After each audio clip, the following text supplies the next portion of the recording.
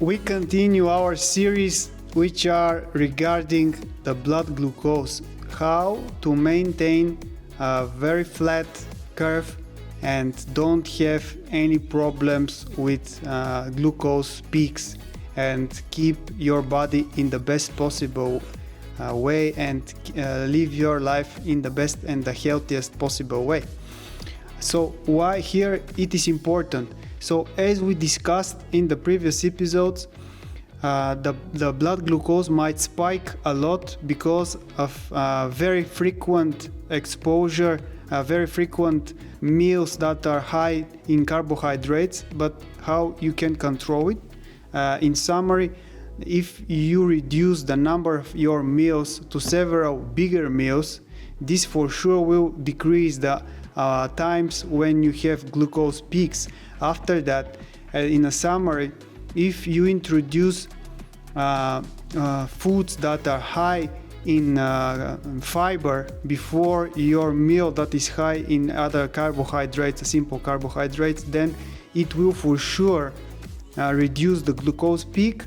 And after that, if you do some kinds of easy or moderate sport like walking after your meal, it for sure will have very good effect on the glucose as well.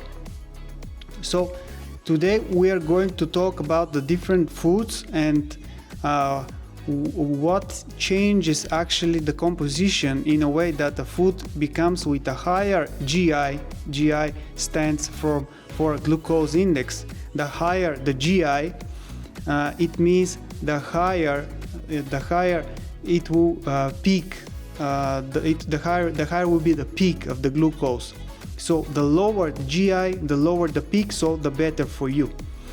So it's almost all of the times a food that is raw has a lower GI. It's very simple. Why? Because the heat itself, very often it changes the food itself. So when you eat some raw, for example, carrot, you feel that it is hard, you need to chew it. Also, it means that the fiber itself are strong, and this is good for you because when the fiber is strong, it will help your body digest in a better way. So on the other hand, when you cook the carrot, so when you cook it, it becomes soft and squashy, and when it's cooked, it's soft, and this means that a lot of the fiber is being changed, so a lot of the connections are broken. So when you eat this carrot which is being cooked, it for sure will have a higher GI, so it will for sure spike it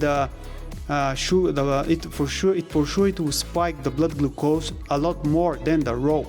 So one way to keep the GI low for your foods that you're consuming is try to consume as much veggies as possible which are raw. So the more you cook them, the higher it will become the GI. Same thing is with for example, the juices is absolutely the same logic. So for example, if you have an orange and you eat it like that, you see that when you eat it, it has this pulp and there are things that you need to basically chew with your teeth. And on the other hand, when you make it like an orange juice, almost all of these connections are broken.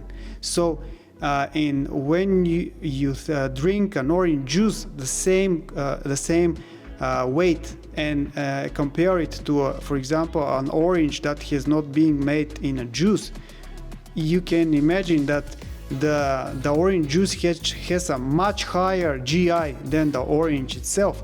So try to consume foods that are so the more the foods are looking to their natural form, so the way how they grow in the nature, the lower will be the GI.